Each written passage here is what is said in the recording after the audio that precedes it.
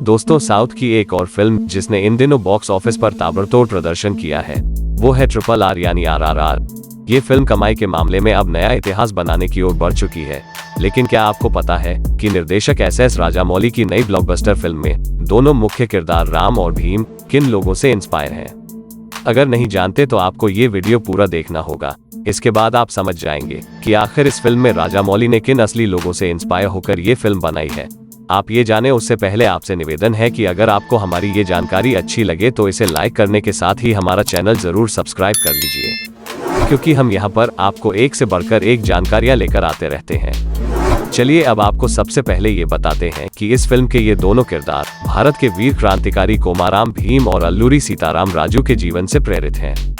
इसमें अल्लूरी सीताराम राजू के रोल में रामचरण तो कोमाराम भीम के रोल में जूनियर NTR नजर आते हैं। वैसे अगर आपने ये फिल्म नहीं देखी है तो पहले फिल्म देख लीजिए, फिर आप समझ जाएंगे कि ये किरदार किससे प्रेरित हैं।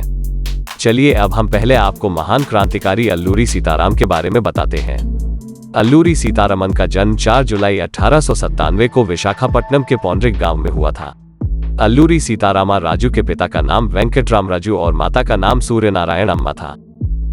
अल्लूरी ने स्कूल के साथ साथ आयुर्वेद और ज्योतिष का भी अध्ययन किया और इसका अभ्यास उन्होंने अपने व्यवहार में जीवन भर किया। 1908 में अल्लूरी के पिता की हैजे की बीमारी से मौत हो गई थी। तब अल्लूरी 6ठी कक्षा में पढ़ रहे थे। इसके बाद अल्लूरी आगे पढ़ाई नहीं कर सके।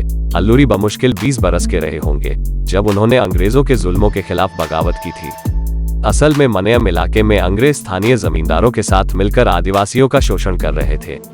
इस बात से अल्लूरी राजू का गुस्सा भड़क उठा। अल्लूरी सीतारामा राजू के नेतृत्व में मनयम के बागियों ने पुलिस थानों पर हमला कर हथियार लूट लिए।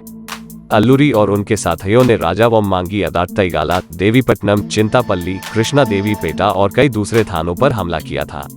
सैकड़ों किलोमीटर इलाके में फैले इन थानों पर एक ही दिन में एक साथ आदिवासियों के हमले से पूरे इलाके में सनसनी फैल गई। लोगों के बीच अल्लूरी बेहद लोकप्रिय और मशहूर हो गए। कुछ लोगों को लगने लगा कि अल्लूरी के पास जादुई शक्तियां हैं। उस वक्त की सरकार ने आदिवासियों की बगावत को मनयम पिथुरी का नाम दिया। ये विद्रोह लगभग 3 साल तक चला। अल्लूरी का मुकाबला करने के लिए पहले सरकार ने मालाबार स्पेशल पुलिस की टुकड़ी को भेजा। जब ये पुलिस बल आंदोलन पर काबू पाने में नाकाम रहा तो फिर इलाके में असम राइफल्स की एंट्री हुई। उन्होंने अल्लूरी को पकड़ लिया। सरकारी दस्तावेजों में दर्ज जानकारी के अनुसार जब एक मुठभेड़ में घायल अल्लूरी सीतारामा राजू कोयूरू के करीब मांपा में एक नदी में अपने घाव धो रहे थे तब उन्हें पकड़ लिया गया। हालांकि इस गिरफ्तारी के बाद अल्लूरी को जिंदा पुलिस थाने लाया जाना चाहिए था, लेकिन इतिहासकार कहते हैं कि जब अल्लूरी ने जवानों की गिरफ्त से भागने की कोशिश की तो उन्हें गोली मार दी गई। बहादुरी से अंग्रेजों का मुकाबला करने वाले अल्लूरी सीतारामा राजू की मौत महज 27 साल की उम्र में हो गई। अल्लूरी की मौत के बाद उनका शव कृष्णा देवी पेट्टा लाया गया, जहां उनका अंतिम संस्कार किया गया। अब इस इलाके को अल्लूरी मेमोरियल पार्क के तौर पर विकसित किया गया है। साल भर सैकड़ों लोग उन्हें श्रद्धांजलि देने के लिए अल्लूरी मेमोरियल पार्क आते रहते हैं और उन्हें याद करते हैं। चलिए अब बात करते हैं RRR में बताए दूसरे क्रांतिकारी कोमाराम भीम की। कोमाराम भीम एक आदिवासी क्रांतिकारी थे जिन्होंने हैदराबाद के निजाम आसफ जाही के अत्याचारों के खिलाफ लड़ाई लड़ी। कोमाराम भीम का जन्म 22 अक्टूबर 1901 को वर्तमान तेलंगाना राज्य के संकेपल्ली गांव के गोंड आदिवासी परिवार में हुआ था। उन्होंने बचपन से ही अंग्रेजों और निजामों को उनके समाज के लोगों पर जुल्म करते देखा था। वे निरक्षर जरूर थे, लेकिन परिस्थितियों को संभालना वे सही से जानते थे। इस क्षेत्र के किसानों की फसलों का बड़ा हिस्सा निजाम को देना पड़ता था। इससे किसानों की हालत बद से बदतर होती जा रही थी।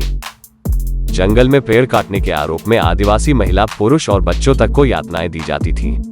ये सब भीम से बर्दाश्त नहीं हुआ और उन्होंने हैदराबाद के निजाम के खिलाफ विद्रोह करने की ठानी। कोमाराम भीम ने अपने जीवन में जल, जंगल और जमीन का नारा दिया था। 16 अक्टूबर 1940 को थानेदार अब्दुल सत्तार ने भीम को आत्मसमर्पण करने के लिए कहा, पर भीम तैयार नहीं हुए।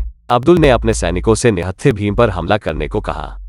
उस वक्त भीम और उनके साथियों के पास लड़ने के लिए महज तीर, धनुष और ढाल थे। लिहाजा गोंडा समुदाय के लोग भीम का साथ देते हुए सिपाहियों के ओर बढ़ते रहे। नजदीक पहुंचने पर सिपाहियों ने सभी को मार गिराया और उस दिन से शहीद कोमाराम भीम को आदिवासी समुदाय के लोग भगवान की तरह पूजते हैं। हालांकि इस फिल्म में इन दोनों की दोस्ती को दिखाया गया है, लेकिन हकीकत में ये दोनों कभी नहीं मिले। अनुमान है कि ये दोनों वीर क्रांतिकारियों ने करीब करीब एक ही वक्त बगावत का बिगुल फूंका था, लिहाजा इस फिल्म में इन दोनों को साथ दिखाया गया है। आपको क्या लगता है कि ये फिल्म इन दोनों क्रांतिकारियों से प्रेरित होकर ही बनाई गई है या फिर ये महज काल्पनिक किरदार हैं? अपनी राय कमेंट कर जरूर बताएं। अगर आपको ये रिपोर्ट अच्छी लगी हो तो इस वीडियो को लाइक और हमारे चैनल को सब्सक्राइब करना मत भूलिएगा।